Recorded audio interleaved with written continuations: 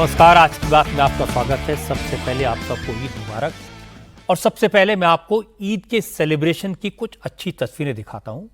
पूरे देश में बड़े उत्साह के साथ राजी खुशी ईद मनाई गई। कहीं कोई टकराव नहीं हुआ, कोई प्रोटेस्ट नहीं हुआ। देश भर से अच्छी तस्वीरें आई। कहीं पुलिस को सख्ती नहीं करनी पड़ी, कहीं कोई झगड़ा नहीं हुआ। 2-4 जगहों को छोड़कर नमाज मस्जिदों में, ईदगाहों में पढ़ी गई। किसी ने सड़क ब्लॉक नहीं की, किसी ने ट्रैफिक नहीं रोका। और कुछ शहरों की तस्वीर तो बहुत इंटरेस्टिंग है, जैसे संभल, मुरादाबाद, मेरठ, हापुड़। ऐसी जगहों पर जहां नमाजियों की तादाद ज्यादा थी, 2 शिफ्टों में नमाज पढ़ी गई। कई शहरों में हिंदुओं ने ईद की नमाज अदा करने पहुंचे नमाजियों पर फूल बरसाए।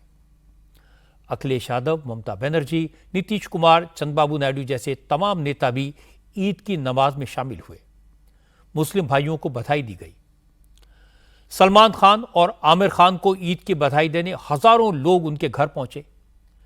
इस तरह की अलग अलग तरह की तस्वीरें मेरे पास हैं, मैं आपको दिखाऊंगा। असदुद्दीन ओवैसी ने आज कहा कि आज ईद है, इसलिए सियासी बात नहीं होगी। लेकिन सियासत तो हुई, किसने की, कैसे की, इस पर बात करने से पहले मैं आपको ईद मनाए जाने की कुछ अच्छी तस्वीरें दिखाता हूं।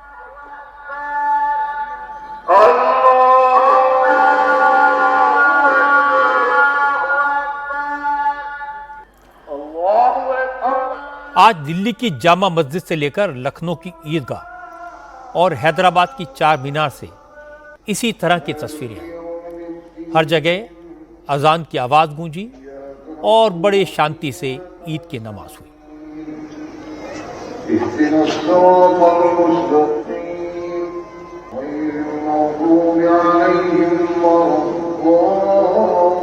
आगरा में ताजमहल परिसर में बनी मस्जिद में ईद की नमाज अदा की गई। बड़ी संख्या में लोग यहां इकट्ठा हुए थे। नमाज पढ़ने के बाद लोगों ने गले मिलकर एक दूसरे को मुबारकबाद दी।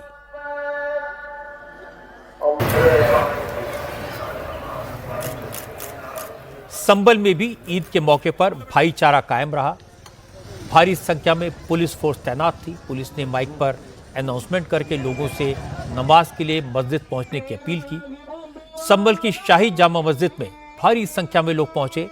कई जगहों पर मस्जिदों में जगह कम पड़ गई तो 2 शिफ्ट्स में नमाज अदा की गई।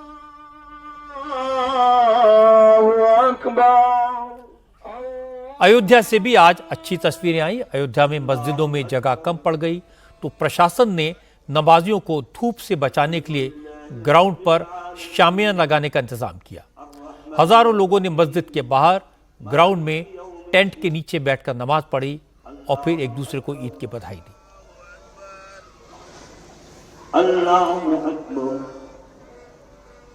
जयपुर और अमरोहा से सांप्रदायिक सद्भाव की अलग तस्वीरें आई। हिंदुओं ने ईद की नमाज के लिए पहुंचे लोगों पर फूल बरसाए, उन्हें ईद की मुबारकबाद दी।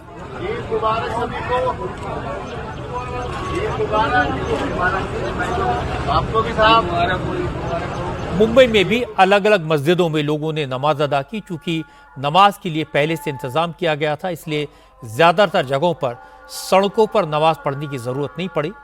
नमाज पढ़ने के बाद लोग सड़कों पर निकले, गले मिले। हर साल की तरह सलमान खान के घर के बाहर आज भी हजारों फैंस की भीड़ इकट्ठा थी।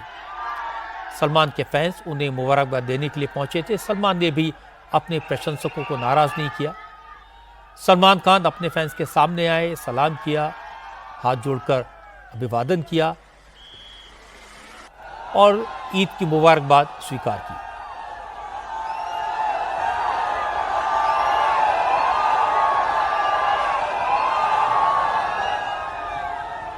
आमिर खान तो मिठाई का डब्बा लेकर अपने फैंस के सामने आए और घर के नीचे उतरकर प्रशंसकों को मिठाई बांटी, उनके साथ फोटो खिंचवाई, ऑटोग्राफ दिए।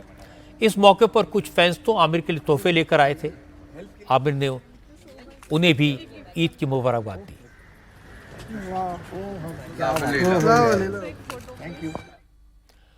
और अब मैं आपको बताता हूं कि ईद के मुबारक मौके पर सियासत के बारे में पहला काम किया मुस्लिम पर्सनल बोर्ड ने वक्फ बिल के मुद्दे पर सियासत की। पर्सनल लॉ बोर्ड की अपील पर मुंबई, कोलकाता, भोपाल, जयपुर, रांची और पटना जैसे तमाम शहरों में ईद की नमाज अदा करने पहुंचे लोग वहां पर काली पट्टी बांधकर आए।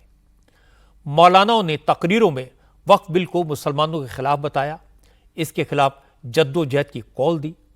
असल में सरकार 2 अप्रैल को पार्लियामेंट में वक्फ बिल पेश कर सकती है, इसीलिए बिल के खिलाफ माहौल बनाने के लिए ईद के मौके का पूरा इस्तेमाल किया गया। अखिलेश यादव और ममता बनर्जी ने भी इस मौके का पूरा फायदा उठाया, राजनीति की बात की। Minorities affairs minister Kiren Rijiju ने ऐसे नेताओं को क्या जवाब दिया, वो भी सुनने लायक है। एक एक करके सबकी बात करते हैं।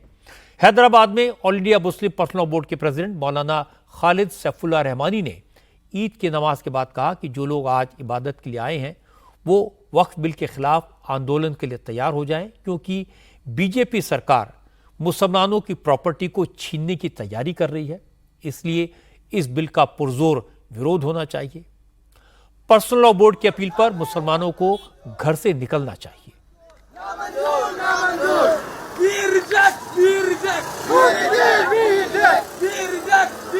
महीना है वही ये महीना जिद्दोजहद का भी है। ये जो अब कानून ये ला रहे हैं, अब इस कानून में वक्फ अलल औलाद को एक तरह से खत्म कर दिया गया है। जो जमीनें वक्फ अलल औलाद की होंगी, गवर्नमेंट का कहना है कि हुकूमत उनको अपनी तहवील में लेगी। इसलिए मेरे भाइयों, ये बड़ा अहम मसला है।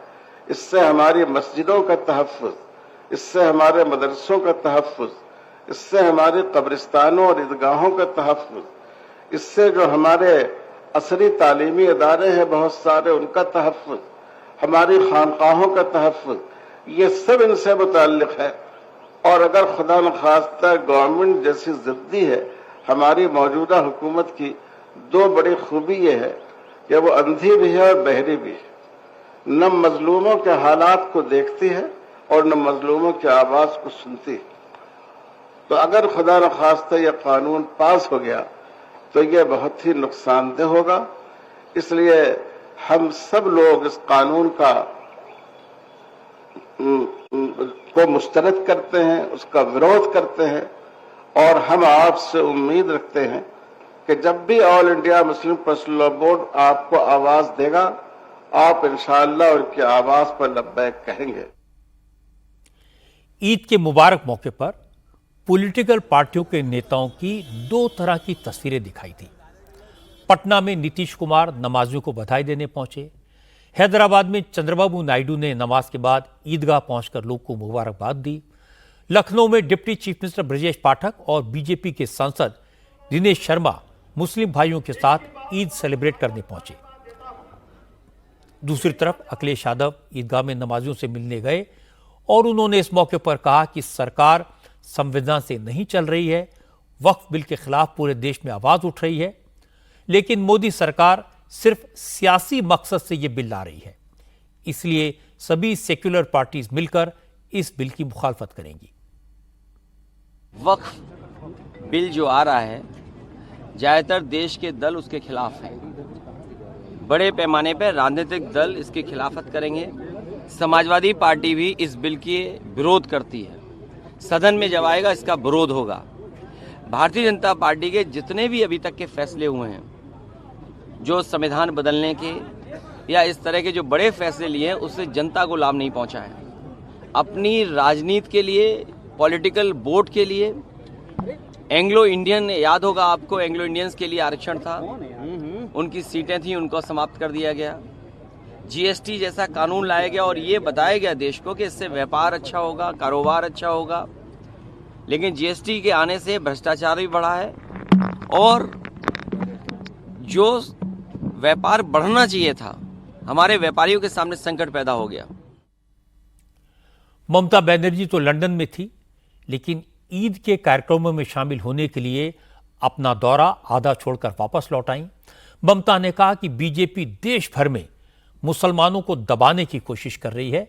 बीजेपी रूल्ड स्टेट्स में ईद के सेलिब्रेशंस पर पाबंदियां लगाई जा रही हैं। उनसे भी ऐसा करने को कहा गया था, लेकिन उन्होंने नहीं माना। ममता ने कहा कि बीजेपी और लेफ्ट पार्टियां मिल गई हैं, दोनों मिलकर बंगाल में दंगा कराना चाहती हैं, इसलिए मुसलमानों को सावधान रहना होगा। बीजेपी के लोग भड़काने की कोशिश करेंगे, लेकिन उन्हें भड़कना नहीं है। ममता ने कहा कि वो अभिषेक बैनर्जी और उनकी सरकार तीनों मुसलमानों के साथ हैं, इसलिए मुसलमानों को घबराने की कोई जरूरत नहीं है। मेरे को 2 देश में प्रोग्राम था, लेकिन ईद के लिए हम एक प्रोग्राम कैंसिल कर दिया। हमारा बाहर में जाना जरूरी नहीं है, लेकिन हमारा अंदर का लोगों को हमको शुभकामना देने का जरूरी है।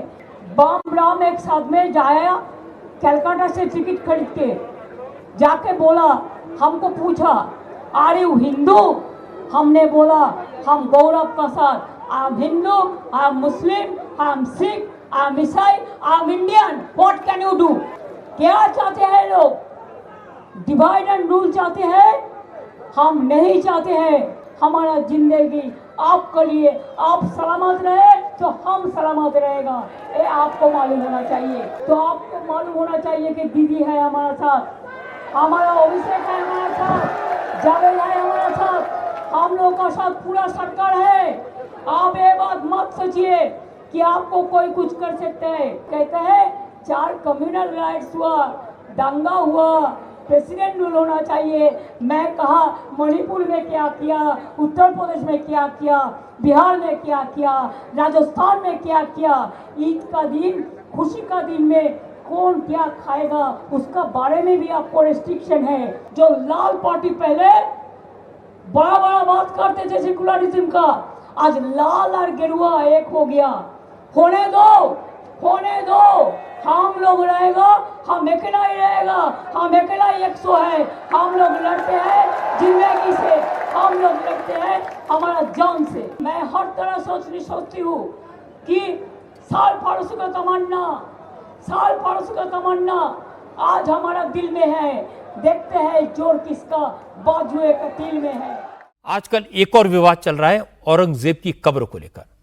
तमाम हिंदू संगठनों और राजनीतिक दलों के नेताओं ने संभाजी नगर में बनी औरंगजेब की कब्र को हटाने की मांग की थी, लेकिन इस मामले में आज आरएसएस की तरफ से बड़ा बयान आया। आरएसएस के सीनियर नेता सुरेश भैयाजी जोशी ने क्लियर कर दिया कि औरंगजेब की कब्र का मसला गैर जरूरी है। इस विवाद में वक्त बर्बाद करना ठीक नहीं है। भैयाजी जोशी ने कहा औरंगजेब यहीं मरा, सैकड़ों सालों से उसकी कब्र यहीं है, आगे भी रहेगी, उससे क्या फर्क पड़ने वाला है। भैयाजी जोशी ने कहा कि हर मुद्दे को राजनीति से नहीं जोड़ना चाहिए और न ही हर मुद्दे पर राजनीति होनी चाहिए। औरंगजेब का अनावश्यक विषय उठाया गया है। एक है, अब उसकी मृत्यु यहाँ हुई तो कब्र यहाँ बनी हुई है, कोई श्रद्धा है वो जाएंगे। हमने तो छत्रपति शिवाजी महाराज का जो नमूना आदर्श है, उन्होंने अफजल खान की भी वहां पर कब्र बनवाई थी, तो वो तो है भारत की ये उदारता की सर्वसमावेशिता का प्रतीक है। वो कब्र रहे, जिसको जाना है वो जाए। भैयाजी जोशी का यह बयान ऐसे समय में आया जब एक दिन पहले ही राज ठाकरे ने एक प्रोग्राम में औरंगजेब की कब्र को लेकर अपनी बात रखी थी और कहा था इसे लेकर जो सांप्रदायिक तनाव फैलाने की कोशिश हुई वो सही नहीं है। राज ठाकरे ने कहा कि औरंगजेब की कब्र रहनी चाहिए, लेकिन उसके आसपास के सभी स्ट्रक्चर्स को हटा देना चाहिए और वहां पर एक बोर्ड लगा देना चाहिए जिस पर लिखा हो जिसने मराठों को नष्ट करने की कोशिश की उसे यहीं दफनाया गया। आज महाराष्ट्र के मुख्यमंत्री देवेंद्र फडणवीस ने भी कहा कि औरंगजेब की कब्र 50 साल से एएसआई प्रोटेक्टेड साइट है, इसलिए उनकी सरकार भी नियम कायदों को फॉलो करेगी। औरंगजेब की कब्र वहीं रहेगी, लेकिन उसका महिमा मंडन करने की इजाजत किसी को नहीं दी जाएगी। देखिए, हमारी भूमिका बिल्कुल स्पष्ट है कि ये जो कब्र उस जगह पर है ये एएसआई द्वारा प्रोटेक्टेड कब्र है। हमें औरंगजेब पसंद हो या ना हो, कायदे से 50-60 साल पहले उसे प्रोटेक्शन मिली हुई है, इसलिए उस जगह पर जो भी कानून और कायदा है उसका पालन करना हमारी जिम्मेदारी है। हाँ, ये बात बिल्कुल निश्चित है कि किसी भी परिस्थिति में औरंगजेब की कब्र का महिमा मंडन हम नहीं होने देंगे। आज आरएसएस ने संजय राउत की उड़ाई अफवाह पर फुल स्टॉप लगाया, उन्हें करारा जवाब दिया। भैयाजी जोशी ने कहा कि प्रधानमंत्री नरेंद्र मोदी कल एक स्वयंसेवक की तरह आरएसएस हेडक्वार्टर आए थे और उनके साथ आरएसएस की 100 साल की यात्रा पर, शताब्दी वर्ष की योजना पर बात हुई, लेकिन न उनके उत्तराधिकारी को लेकर बात हुई, न कोई चर्चा हुई। ये सब बेकार की बातें हैं। अब यह बात इसलिए उठी कि संजय राउत ने एक शिगुफा छोड़ा। संजय राउत ने कहा कि नरेंद्र मोदी के रिटायरमेंट का वक्त आ गया है, वो सितंबर में रिटायर हो जाएंगे। आरएसएस नेतृत्व बदलाव चाहता है। इसी सिलसिले में मोदी नागपुर गए और आरएसएस प्रमुख मोहन भागवत से मिले। संजय राउत ने यह भी दावा कर दिया कि उन्हें पता चला है कि मोदी का उत्तराधिकारी महाराष्ट्र से होगा, मराठी मानुष होगा। सितंबर में रिटायरमेंट का एप्लीकेशन लिखने के लिए शायद वो आरएसएस मुख्यालय गए थे। मेरी जो जानकारी है, 10-11 साल में कभी मोदी जी गए नहीं। मोदी जी गए हैं, वो बताने के गए हैं मोहन राव भागवत जी से कि टाटा बाय बाय, मैं जा रहा हूँ। अब देखिए, दो बातें हैं आरएसएस की जो मेरे समझ में आई है। एक तो मोहन राव भागवत यानी सरसंघ चालक और पूरा संघ परिवार देश के नेतृत्व में बदलाव चाहता है। अब मोदी जी का समय खत्म हो गया है और देश में बदलाव चाहता है, और बीजेपी का राष्ट्रीय अध्यक्ष भी अपने मर्जी से चुनना चाहता है। तो इसलिए मोदी जी वहाँ गए थे।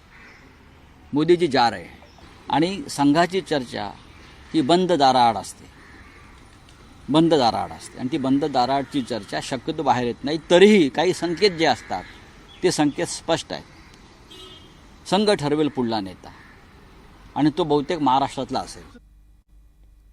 अब संजय राउत महाभारत के जमाने के संजय तो हैं नहीं कि मुंबई में बैठे बैठे उन्हें दिखाई दे रहा था, सुनाई दे रहा था कि नागपुर में क्या चर्चा हो रही है। और आज भैया जी जोशी ने इसका करारा जवाब दिया। उनसे सवाल पूछा गया तो उन्होंने कहा, वैसे तो संघ में उत्तराधिकारी चुनने की परंपरा नहीं है, लेकिन जब उन्हें बताया गया कि संजय राउत मोदी के उत्तराधिकारी की बात कर रहे हैं, तो भैया जी जोशी ने कहा, ऐसी कोई बात नहीं हुई, ऐसा कोई विचार नहीं हुआ, ऐसी बातों का कोई मतलब ही नहीं है। मोदी जी का उत्तराधिकारी महाराष्ट्र से होगा, संघ का ग्रीन सिग्नल लगेगा, ऐसा कहा जाता है। संघ के उत्तराधिकारी का अभी सवाल ही कहाँ है? उत्तराधिकारी का प्रश्न कहाँ आता है? संघ में जो परंपरा है उसके अनुसार होगा, उसका निर्णय संघ करेगा। मोदी जी का उत्तराधिकारी महाराष्ट्र से होगा, फडणवीस जी की तरफ इशारा था। मुझे जानकारी नहीं। अब बात करते हैं नेपाल की। नेपाल में राजशाही बहाल करने की मांग को लेकर आंदोलन तेज होता जा रहा है। आज काठमांडू में राष्ट्रीय प्रजातंत्र पार्टी के हजारों समर्थक सड़कों पर उतरे। नेपाल की संसद प्रतिनिधि सभा तक मार्च निकालने की कोशिश की, लेकिन सरकार की तरफ से पुलिस का भारी बंदोबस्त था, इसलिए पुलिस और प्रोटेस्टर्स के बीच जमकर टकराव हुआ। असल में नेपाल में पिछले 4 दिन से राजशाही वापस लाने और नेपाल को हिंदू राष्ट्र घोषित करने की मांग को लेकर प्रोटेस्ट हो रहे हैं। नेपाल में 2008 में राजतंत्र खत्म कर दिया गया था। आखिरी राजा ज्ञानेंद्र वीर विक्रम शाह को हटाकर नेपाल में लोकतांत्रिक व्यवस्था लागू की गई थी, लेकिन पिछले 17 साल में नेपाल की कोई भी सरकार अपना कार्यकाल पूरा नहीं कर पाई। भ्रष्टाचार, बेरोजगारी और महंगाई से बेहाल जनता अब सड़कों पर उतरकर नेपाल में दोबारा राजशाही कायम करने की मांग कर रही है। तो आप लोग जानते हैं, आपके वहाँ भी नक्सलिस्ट हैं, सिर्फ उसी तरह का प्राणी है ये। सो इन्होंने जनता को भड़काया, गरीब लोगों को भड़काया, उसके बाद ये लोग सत्ता में आए। तो आज आपके पास है कि 17 साल में हमारे यहाँ क्या हो रहा है, क्या नहीं हो रहा है। सरकार से शिकायत तो इतना लंबा है, ये तो किलोमीटर में बन जाता है। यहाँ पर रोजगारी नहीं है, यहाँ पर करप्शन है, प्रधानमंत्री लेवल में करप्शन होता है, पब्लिक के लिए कुछ भी नहीं है। No health system, no education system, है ना, और रोजगार भी नहीं है। तो फिर पब्लिक क्या करें? हम तो भड़का नहीं सकते ना, सब तो आँख के सामने है ना, पब्लिक के सामने। तो पब्लिक अब इन लोगों से तंग आ गए ना। हम नेपाल में राजा विथ प्रजातंत्र चाहते हैं। हम चाहते हैं कि प्रजातंत्र भी रहे, राजतंत्र भी रहे, जैसे कि बेलायत में है, यूके में है ना, जैसे कि जापान में है, वैसा हम चाहते हैं। अगर प्रजातंत्र में पब्लिक सब कुछ है तो पब्लिक का कहा मानना चाहिए, गवर्नमेंट को भी, राजा को भी, जो कोई को भी। जनता का मानना इतना ही है, हम प्रोटेस्ट करते रहेंगे, हम आगे बढ़ते रहेंगे, हम नहीं छोड़ेंगे अब मैदान। हम नेपाल को हिंदू अधिराज्य बनाकर दम तोड़ेंगे। म्यांमार में आए भूकंप में मरने वालों की तादाद 1700 को पार कर गई है और अभी भी हजारों लोग लापता हैं। म्यांमार की मदद के लिए भारत समेत दुनिया के तमाम देशों ने रेस्क्यू टीम्स भेजी हैं। थाईलैंड में भी रेस्क्यू ऑपरेशन तेजी से चल रहा है, लेकिन सबसे ज्यादा चर्चा है एक मल्टी स्टोरी बिल्डिंग के गिरने की, जिसकी तस्वीरें पूरी दुनिया ने देखी। असल में शुक्रवार को आए भूकंप से बैंकॉक में सिर्फ एक बिल्डिंग ऐसी थी जो पूरी तरह से ढह गई। इस हादसे में 18 लोगों की मौत हुई, 76 अभी लापता हैं। इसलिए अब थाईलैंड की सरकार इस बात का पता लगा रही कि बैंकॉक में ये इकलौती इमारत ही क्यों गिरी। पता ये लगा कि थाईलैंड का स्टेट ऑडिट ऑफिस है जिसकी ये बिल्डिंग बन रही थी। चीन की ये सरकारी कंपनी थाईलैंड की एक कंपनी के साथ मिलकर इस बिल्डिंग को बना रही थी। कुछ वीडियो सामने आए जिसमें कुछ चाइनीज लोग बिल्डिंग के मलबे से कुछ डॉक्यूमेंट निकालकर ले जाते हुए दिखाई दिए। हमारे संवाददाता पवन नारा ने बताया कि शुरुआती जांच में पता लगा कि इस बिल्डिंग में घटिया कंस्ट्रक्शन मटेरियल का इस्तेमाल किया गया, इसलिए यह बिल्डिंग गिर गई। अब थाईलैंड की सरकार ने इस मामले की गहराई से जांच करवाने का फैसला किया है। आखिर नेशनल ऑडिट बिल्डिंग क्यों गिरी, ये सवाल अब फोकस में है और इसी सवाल को लेकर थाईलैंड की उद्योग मंत्रालय ने 7 स्टील बार बनाने वाली कंपनियों के खिलाफ एक्शन लिया है। माना जा रहा है कि स्टील बार सब स्टैंडर्ड क्वालिटी के थे और वो मुड़ने की बजाय टूट गए। इसके अलावा जांच एजेंसी ने यहां मलबे से स्टील बार और कंक्रीट के सैंपल भी उठाए हैं ताकि उनकी क्वालिटी को लेकर असेसमेंट किया जाए। यहां बैंकॉक पोस्ट के मुताबिक एक चाइनीज कंपनी जो कि थाई कंपनी के साथ मिलकर इस बिल्डिंग को बना रही थी, उसके खिलाफ भी जांच के आदेश दिए गए हैं। प्रशासन की तरफ से कहा गया है कि इस हादसे के पीछे जो भी होगा उसे बख्शा नहीं जाएगा। लेकिन अब सबका ध्यान इस बात पर है कि इतनी बिल्डिंग्स के अंदर आखिर यही बिल्डिंग क्यों गिरी, और जानकार कह रहे हैं कि ये सब स्टैंडर्ड मटेरियल क्वालिटी की वजह से है, जिसके खिलाफ कार्रवाई की शुरुआत में उद्योग मंत्रालय ने 7 सरिये बनाने वाली कंपनियों के खिलाफ एक्शन लिया है और चीनी कंपनी जांच के दायरे में है। आज कराची में हाफिज सईद के एक और करीबी अब्दुल रहमान की हत्या कर दी गई। अब्दुल रहमान लश्कर तैयबा का फाइनेंसर था। आज अब्दुल रहमान जब अपनी दुकान में बैठा था, उसी वक्त 2 नकाबपोश बाइक से आए और अब्दुल रहमान पर फायरिंग कर दी। अब्दुल रहमान की मौके पर ही मौत हो गई, जबकि दुकान में मौजूद उसके पिता को भी गोली लगी है, वो घायल है। अब्दुल रहमान कराची में most wanted terrorist Hafiz Saeed का सबसे बड़ा फाइनेंसर था। वो कराची में अपने एजेंट्स के जरिए लश्कर तैयबा के लिए फंड इकट्ठा करता था, लेकिन आज अज्ञात हमलावरों ने हाफिज सईद की ये सप्लाई लाइन काट दी।